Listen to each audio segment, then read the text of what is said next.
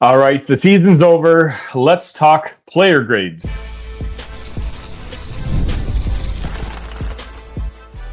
You are Locked On Illini, your daily podcast on the Illinois Fighting Illini. Part of the Locked On Podcast Network, your team every day. Welcome one, welcome all to another episode of Locked On Illini. Today's episode is brought to you by 5-Hour Energy. Head to 5hourenergy.com to find over 15 flavors to choose from. Need one now? Grab a 5-Hour Energy shot at your local grocery or convenience store. Stock up today and stay energized. My name is Sunny Verma, your host here at Locked On Illini, which, by the way, announcement, we have surpassed 2,500 subs on YouTube, all because of you guys. Thank you all so much for your continued support. I've been saying it all week. Just because the regular season is over does not mean that the content here at Locked On Illini is over. And there's a whole bunch of new faces that I'm seeing around in the chats. And I just want to say that I appreciate each and every one of you. Now, all week long, I've been kind of already talking about what next year's team is going to look like. And so I feel like I owe it to myself. I owe it to you guys to kind of wrap up in a ribbon, what the previous season was like. And, I talked about doing these player grades, and finally I wanted to do them today, but I also wanted someone else, another pair of eyes to also go over the roster with me. And for that, I brought on dear friend Cody Delmendo. Thanks for coming on. What's up, man? Good to be back. Okay, so Cody, this is how I'm going to do it. You tell me if you're good with it. And this is for the listener as well. We're going to go through the entire roster, and we're going to go from most minutes played to least minutes played.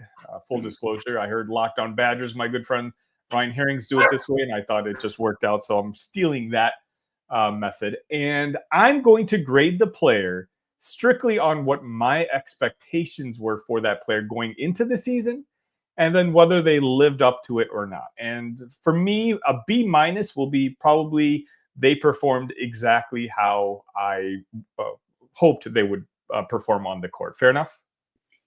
Absolutely, man. Yeah, that's I think I'll probably follow the same grading scale as well. So I think people, when they listen to this, and I feel like I have to say this a lot with what I do full time, like player grades are so subjective. Everyone views players in a different way. And so people need to understand that. And it's okay if you disagree. I feel like I need to say that because I've gotten ridiculed a ton for player grades. Okay. It's not that serious, and that's okay. If you don't agree, that's fine, man. Absolutely. Yeah. This is all subjective. And again, I want to hear in the comment sections which one you think Cody and I are right on about and which ones we're completely off on. All right, let's start off. Most minutes played this past season. Can you guess who that player is? I'm just curious. Who played the most minutes for the Illini? Kylan Boswell. It's Kylan Boswell. You are exactly right. Wow. So, player grade, Kylan Boswell. I will go with an A- because I think he basically did everything I expected, but the 3-point shooting was horrible. And he was a 37% 3-point shooter at Arizona.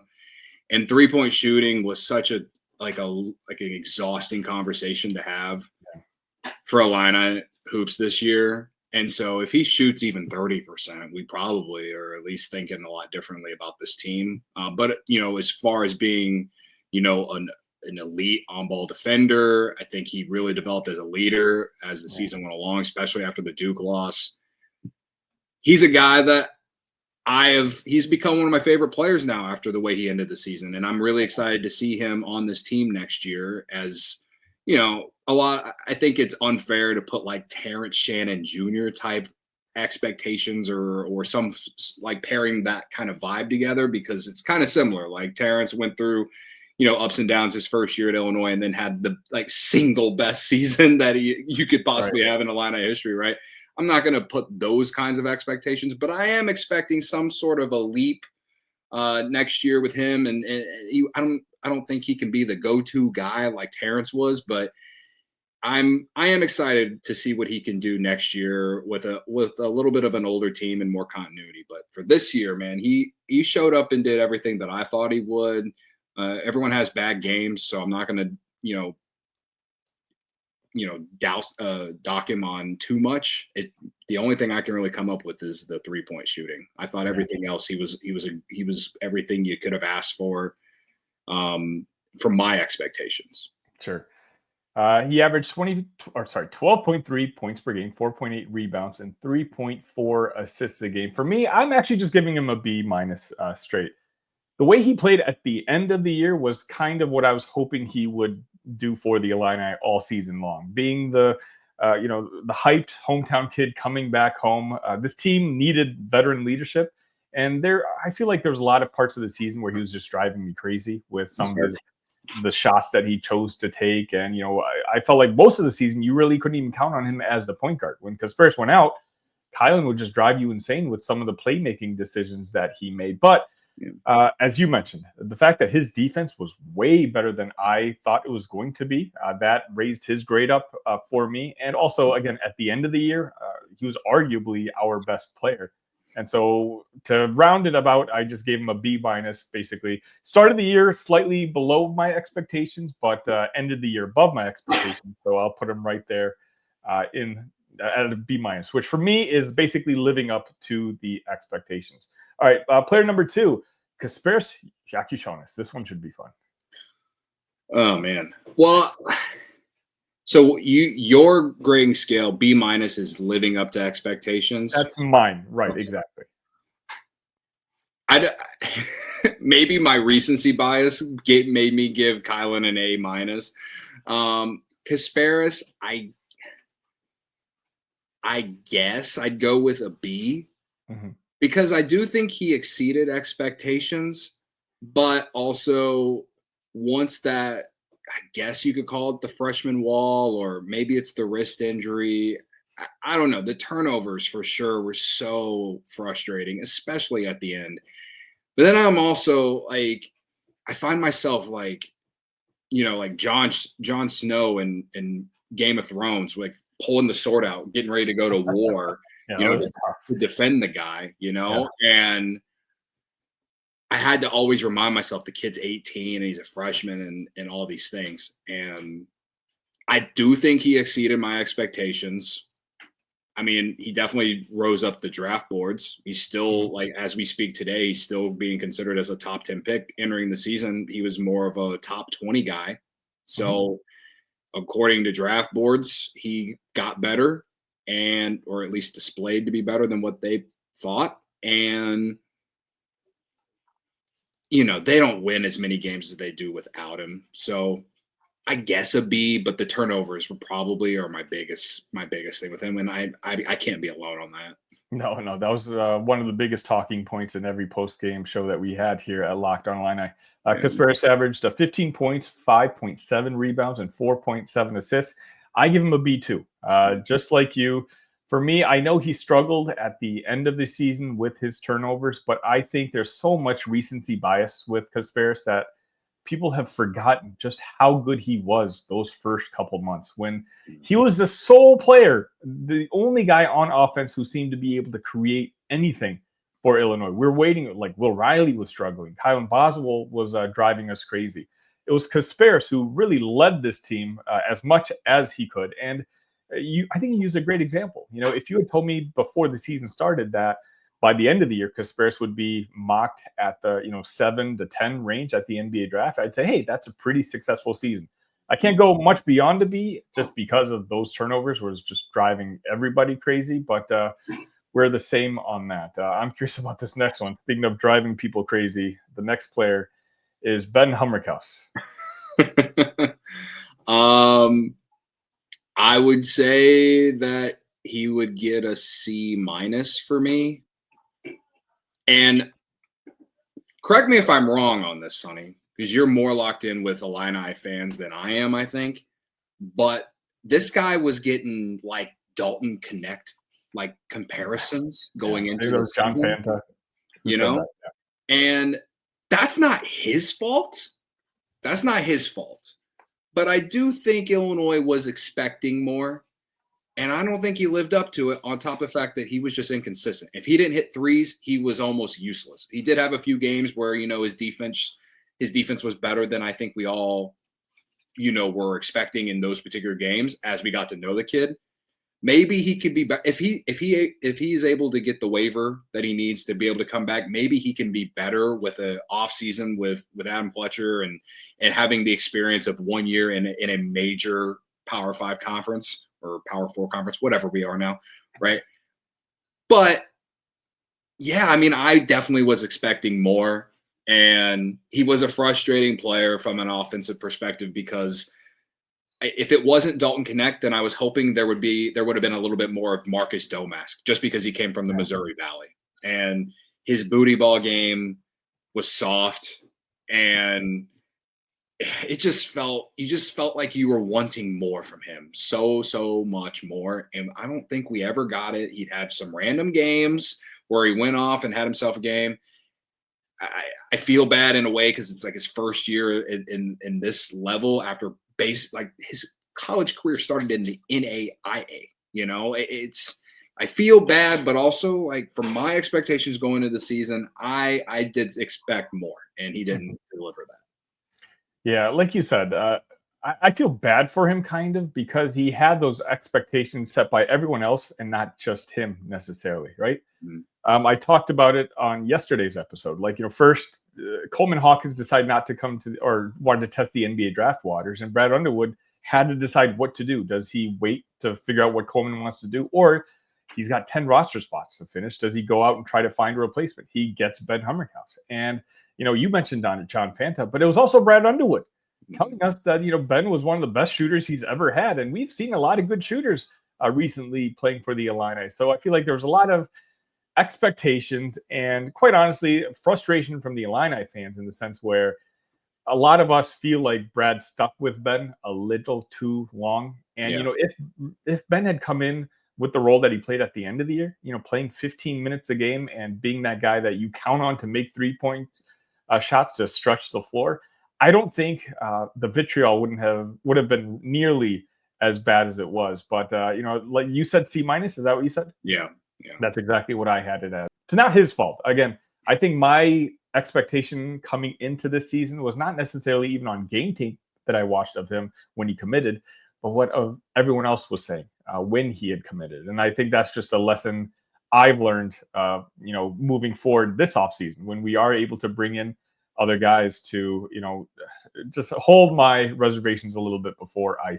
Brad this year, Brad's human. We're all human, right? He's not going to get every player that he brings in correct, but he definitely did stick with Ben longer than he ever gave Kerry Booth a chance. Yeah. Oh, yeah. And it's not like Ben's defense was keeping him on the court. So that's probably one of my biggest criticisms of Brad this year is I don't even know how to describe it. It's more of just like, I don't understand, Right. And right after this, we're going to talk about a guy who we're probably happy Brad stuck with, and that's Will Riley.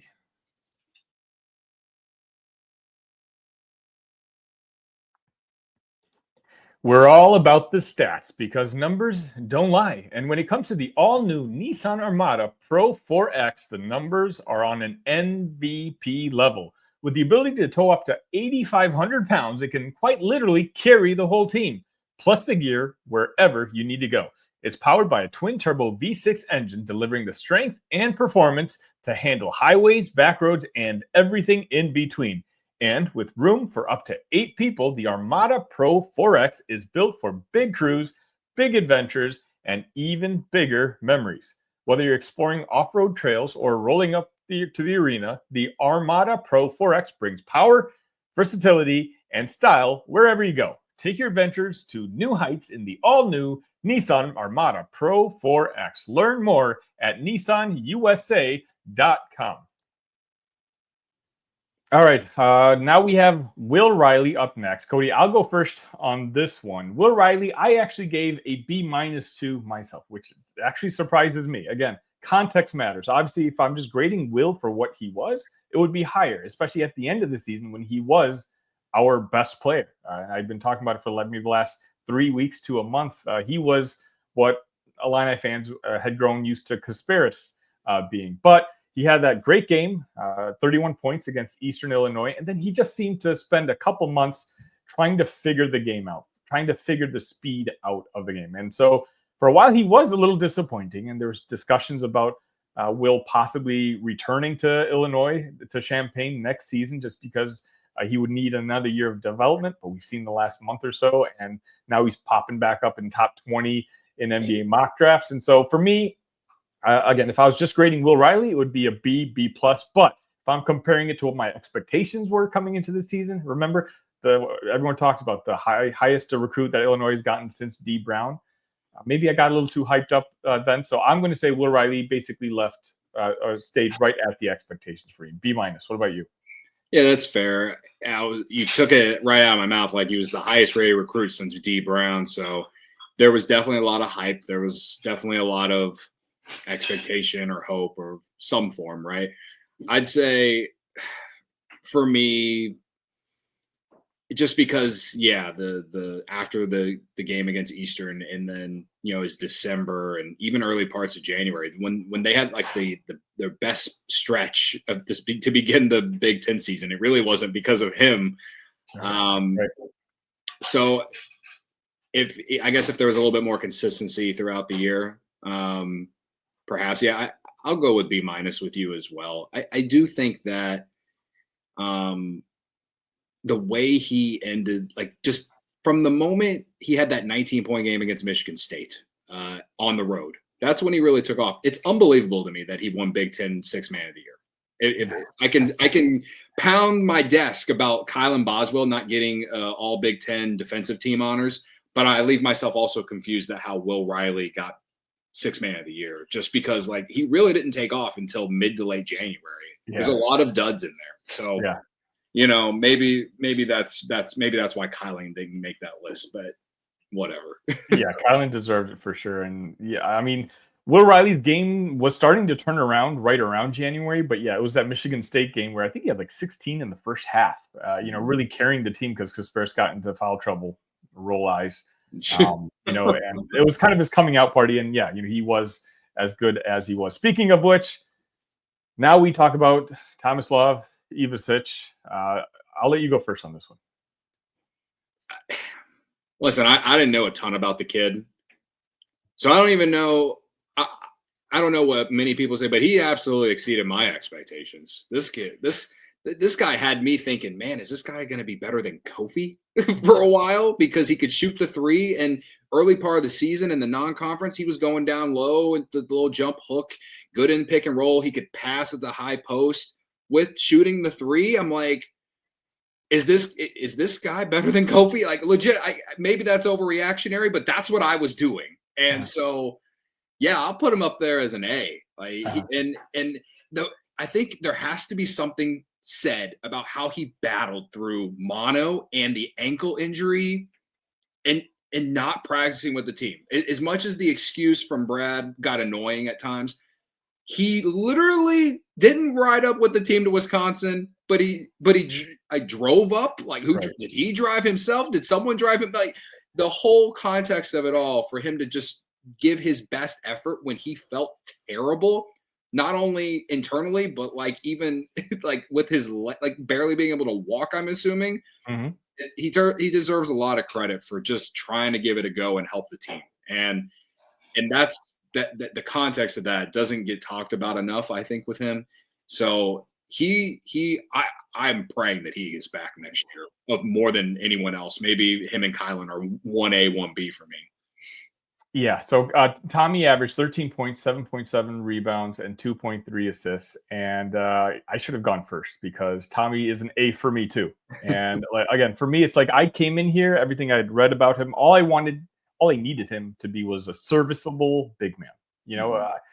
I didn't think the numbers would translate all that well because, quite honestly, his rebounding numbers out in Europe weren't that impressive. So for me, it was just, come over here, be a big body, and let Kaspersky, Will, and Kylan really be the focal points of this team. But that's not how it worked out. Almost just a couple weeks into the season, I told my everydayers who are watching this, like, I think Tommy's the most important player on this Illini team. And I still, now that the season's over, believe that. He was not just, a playmaker as a center. He shot threes way better than I predicted him to be. And not just that, Brad Underwood is very has talked a lot about like the vocal leader that Tommy was. And you kind of saw it in times when, when he was not on the floor, Illinois struggled, and it kind of showed his importance. So for me, Tommy, absolutely an A. And I think, well, actually, we'll just get to the next guy before I say anything beyond that. But who's after Tommy? It's Trey White. I didn't really have a ton of high expectations for him coming into the season. So, but the context of knowing that he basically came in to replace Ty Rodgers. His DMP is in the middle of the year. I think that was more of a Brad thing than it was a him thing. Maybe you know more about the context of why that happened. But I also thought in the non-conference before December he wasn't very good. Yeah. And then he had that game against Wisconsin at State Farm and kind of took off and was rolling into January. And then the illness and the injuries started happening, and he kind of fell out of the rotation. But then because Morez Johnson got hurt, he gets put back in the rotation. Took him a game or two, and next thing I know, he's having a 20-point game in, I think, Michigan or Purdue, whatever one it was, and he was kind of a roller coaster. I'd give him a B just because I really didn't know what to expect. So maybe he did exceed expectations. And I do feel good about him coming back next year. So, yeah, it was a roller coaster because I did feel like he was an X factor. And if he performed well, they had a good chance to win. Mm-hmm.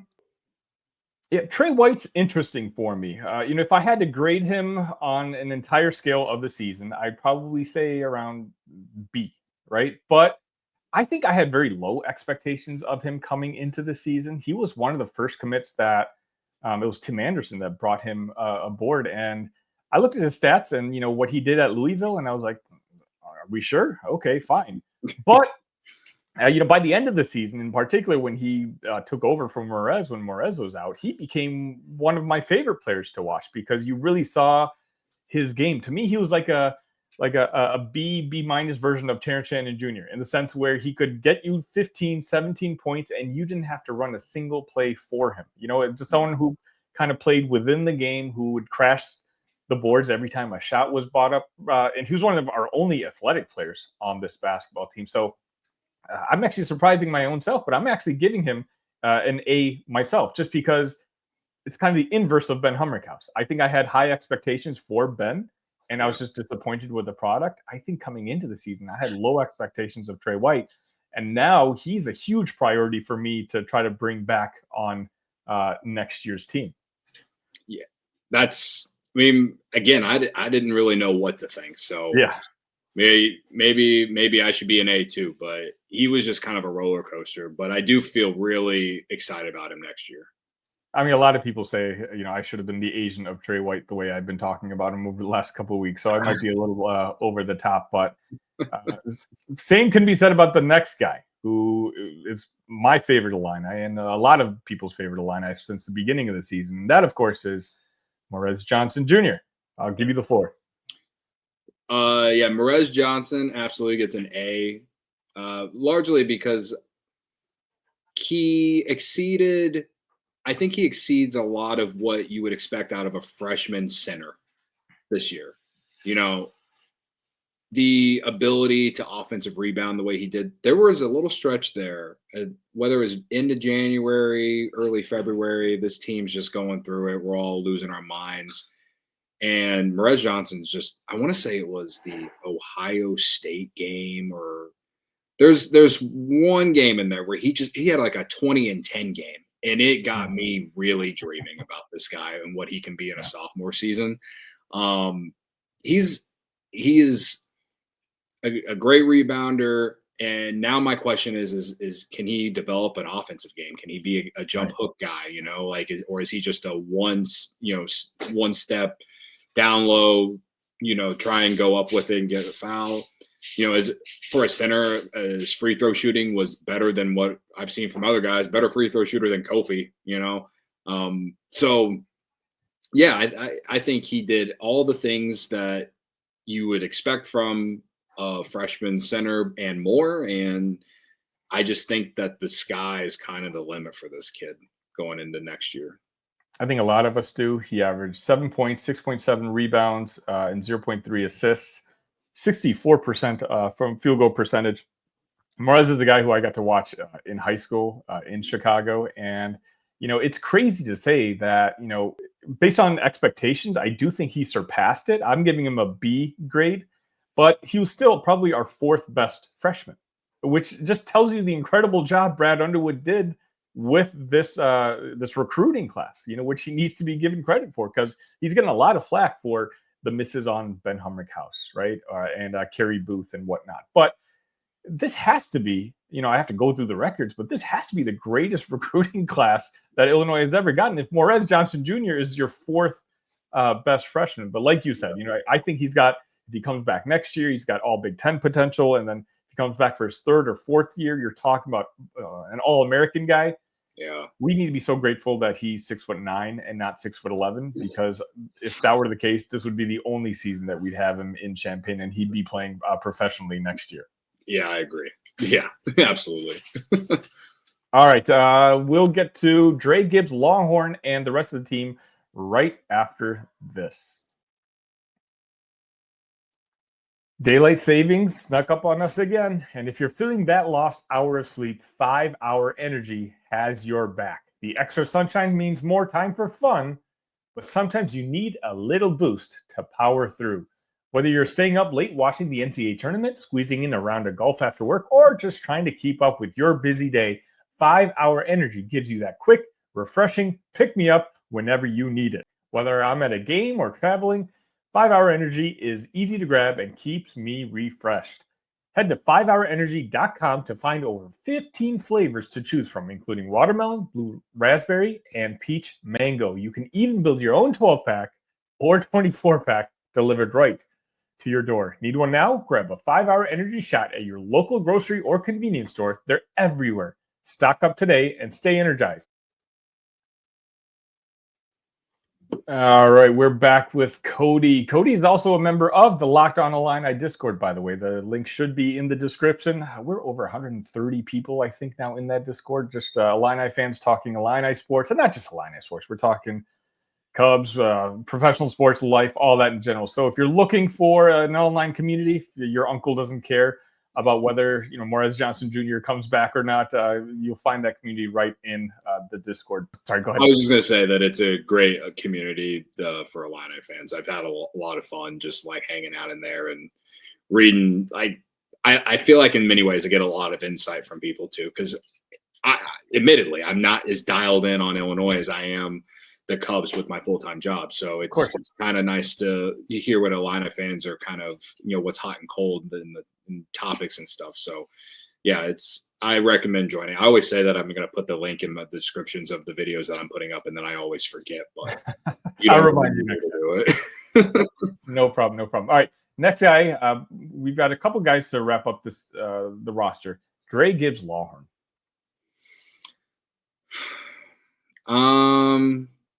Man, like it's sad because the beginning of the Big Ten season, it was awesome. And then just his last 8 games, he was just no show. I was hoping for a big game against Purdue. Didn't really happen. He still didn't stop him from going on Twitter and laughing about it, which whatever, to each their own. I don't care. It didn't really do anything in March. I do feel like there are moments where he was trying to be a vocal leader. Illinois posted that video of him kind of talking in the locker room after it was either a win or a loss. I don't know. I want to say below expectations, so I'll just go with the C+ because I still find myself wanting more. He needs to become a better shooter. I think he brings an energy to the court. The dunk against Ohio State was electric. It's one of my favorite moments from the season. Yep. But yeah, I just think that unfortunately the reason it's below expectations is because Illinois just isn't using him the way that probably he would thrive in, and that's why I think he's going to transfer. Yeah, unfortunately for me, this hurts my heart. I'm going to give him a C as well. I wanted the DGL experience here at Illinois to work out so badly. I talked about that on the show just because of his story, decommitting from the other school, coming here, and he just seemed like a kid who everyone was convinced 100% he was going to leave the team after last season. And he stuck around when literally nobody else on the roster did. And so for me, if he had gone on to have a fantastic Illini career, it would have been, one of those stories you tell generations later. But it just doesn't look like he's a good fit here. He needs the ball in his hands. I think he was probably go a step down. I agree with you. I think he's going to transfer somewhere. And I'm telling you, I wouldn't be surprised if he's like a 15-plus point scorer somewhere else where you're on a random night, Twitter's going to remind me that he scored 33 points. And, the crazy Illini Nation, the fan base that's out there, going to be like, oh, Brad shouldn't have let him go. But I think, we're all kind of coming to the realization that, it just doesn't look like it's going to work out. I'd be surprised if he stuck around this year. But you know what? He surprised me last year by sticking around. So I guess who knows? I think it's if he's okay with the role, if they really embraced him being like that true six man, like the first guy off the bench, come in and bring the energy and just actually run things for him to do things, then maybe he would stay. But especially in these last 8 games, he would come in for a few minutes and just run to the corner behind the 3-point line, and then they'll do a couple weaves, and then he just never got in the rhythm of the game these last 8 to 10 games. Beginning of the Big Ten season, it was completely different, and he actually helped them win games. Like use the Oregon game before like the rest of the team showed up. Like him and Jake Davis started that game hot, and I'm like, losing my mind because I did not expect to go to Oregon and win that game. And then they won by 90, it was like, and he had a big part in that. And so it does leave me very confused. Next up, we have Jake Davis. I'd say an A, just based off, I didn't expect anything at all from him. Yeah. I didn't expect him to play nearly as much as he did. He's a good 3-point shooter on a team that didn't have a lot of good 3-point shooting, and he didn't play much at the end of the year, but that's because other guys were playing better. I think having him back next year would be great off the bench, and I also think he brings a toughness to the team. And so, if for his role, he definitely exceeded what I expected. Yeah, I gave him a B+ for the reasons you said. I thought maybe he was a redshirt candidate coming into this year. I knew he could shoot, but I don't think even Brad fully intended on playing Jake Davis as much as he did this year. He has some room to grow, but I've talked about this in the post games. I always rewatch these games the next day, and Jake Davis was always one of my favorite players to watch because he plays like he's a coach's son. He's always in the right position. He knows where to be. And usually when he's on the floor, whatever action he makes is the correct one. I'm actually surprised that there's a growing contingent of Illini fans who are saying, they're okay with Jake Davis leaving. To me, like, he's a prototypical type of guy that you need to kind of build the foundation of a team. You want him his junior year in college, his senior year. He may not be all that athletic, but I just think more often than not, good things happen when he's on the court. And so, for me, I'm giving him a B+. I believe that's what I said, a B+ for Jake Davis. A guy who I don't think is going to be getting a B+ is Kerry Booth.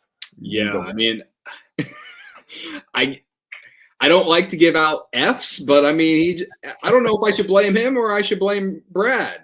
Right. I'm honestly surprised he hasn't announced these in the transfer portal as of this recording. Like,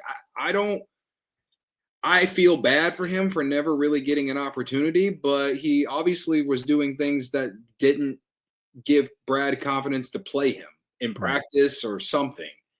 Him not developing into what I guess people were hoping for probably played a big part in why this team wasn't as good as we had hoped, or would have developed into what we had hoped by Big Ten season, going into March, stuff like that. Like, maybe it's incomplete. How do you give this guy a grade? He never played, man. It's tough. Yeah. I mean, again, I'm going to be nice. Yeah, I can't give the F because I don't know if it's his fault, but this was like Brad gets an F for this evaluation at the very least because obviously I came in, you could see Booth on like some NBA mock drafts. So of course I had pretty sky high expectations. He didn't play all that much early in the season, and then he just stopped playing, period. And so I'll go with the D-. But, and again, as of this recording, he's not in the portal, but I'm not going to be surprised, if he ends up being. And, we'll see what destination he ultimately ends up with at, what level of a school. The last two guys, AJ Red, Keaton Kutcher, I'll take the floor with them. When you have such little expectations, I'm going to say, AJ Red, you get an A. Keaton Kutcher, you get an A, because I want them to find their names on YouTube and show their kids one day, like, yeah, see, I played for that basketball team and I got graded out as an A. What about you, Cody? Yeah, for your exact reason, man. Like, when those guys played, is usually because Illinois was up by 1,000. So, I as someone who always rode the bench, the end of the bench when I was in high school, I appreciate those guys. So, good for them. And legitimately, like AJ Red, what wasn't he like? He was a walk on, right? Like becoming a walk on at a D1, Big Ten school. That's not a lot of people can do that. So it's incredibly impressive that he was even on the team. So, Cody, the last person. What about Brad Underwood? What grade would you give him? Man, see, he raised the standard, right? He raised the standard. He came into the season saying that that this is a national championship contending team. This is just for this season. This, like, if you ask me for my grade overall, I'd give him an A, because right. I appreciate everything that he has done to bring Illini basketball to relevance and excitement, and give me a reason to be happy in the winter when the Bears are sucking every Sunday. But for this season, I'd probably go with a C, because we've mentioned a bunch of these names. He missed on Ben Humrickhouse. Like, what was he thinking with Kerry Booth? And, like, whether it's making in-game adjustments or in-season adjustments defensively, it left me thinking, like, we're too late on a lot of this stuff. And I don't know if that's on him, but it's definitely on the coaching staff. And since he's the head coach, it's basically on him. And so I guess going into the year, I had expectations still of at least making it to the Sweet 16, and you didn't do it. And I felt like, for being a 6th seed, you got the best draw you could have absolutely got. And you really didn't take advantage of it. And even though Kentucky probably is the better team than Illinois, I still find myself wondering what if on this season. So for this season, I give him a C, but overall, that's a different conversation, man. Right. For me, I'm just going to give him right at a B-. For me, my expectation was Sweet 16. I would have been very happy this year, because of the context of rebuilding this roster essentially, on the fly. And, I know a lot of people are upset about losing on Sunday, but I do think a lot of people have lost focus in the sense that Illinois was the 6th seed here and Kentucky was the 3 seed. It's one of those, this isn't a Loyola situation where we got beat by, a team that we absolutely, should have beaten. So for me, I think I'm not going to give him any extra credit, for the season that we had, but winning 22 games, this year, 12 games in the conference, next year, obviously I'm leveling up my expectations, and for sure I need to see a Sweet 16, and he can't use, the roster turnover as an excuse, because then it's on him. I understood why he did it this past season, but he can't be doing this every single year, because then I'm going to have to, reevaluate how I grade him. But B- is what I'm going to give him. And, I guess it kind of makes sense for the team. Like, B- is what I would give the grade for this season. Just kind of lived up to expectations, at least for me. I know some people out there in the chat, you're going to tell me, like, you wanted more for this team. And I don't blame you. Like, maybe I do need to raise my expectations. But for me, context matters. And, just realizing the circumstances of replacing all these guys, and, the flu, the sicknesses, and the injuries, all that happened mid-season. If you told me all that was going to happen and Brad Underwood would still win 22 games with this Illinois team, I think ultimately I would be satisfied. Well, now I feel like a terrible person for giving him a C or C+, whatever it was. Like, you are correct on all of that. A lot of roster turnover to still win 20 games. We're returning 2% of your scoring from the Elite 8 team. You're right. Wow. You're absolutely right.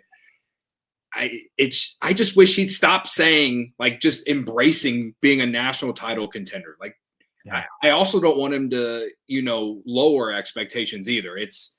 it's fighting with me. So Right. but I'd still take 1,000 bullets for the guy, because every freaking video that the social media account tweets of him running into the locker room after a win just fires me up. I'm ready to go too. Yeah. All right, Cody, thank you so much for joining me today. Let the folks know you've got your own Illinois channel up and running now. Let the folks know a little bit about that. Yeah, so as if you've been watching this show, you probably have came to my channel since I'm in the Discord, but it's an Illini podcast called From Beyond Champaign. We're on Spotify, Apple Podcasts, but I am on the YouTube channel as well. It's you just search my name, you'll find it. But also I just created a new Twitter account it's just Cody_Illini, and it's largely just because I wanted to just have a specific Illini community away from Cubs, because I know not all Cubs fans are Illini fans. So feel free to shoot me a follow on Twitter. Would really appreciate it. Trying to grow the account. I really don't want to give Elon Musk more money for a blue check mark, but if I have to, I guess I'll do that. But yeah, any support over on there will be fun. Just want to talk Illinois on that account. That's all I want to do. So if you're into that, feel free to shoot me a follow. And you'll see me jump on his channel every now and then, maybe once or twice a month. You know, I always enjoy the conversations I've had with Cody. Cody, thank you so much for joining me today. And I'm sure we'll see you soon enough. Absolutely, dude. I'll be back. All right, we'll see you.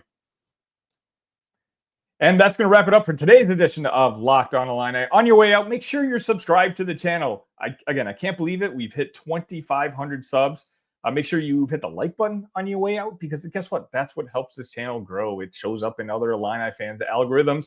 They get introduced to me, and they get introduced to daily Illini content. Regardless, I just want to say I appreciate each and every one of you. And until next time, ILL. Love you guys.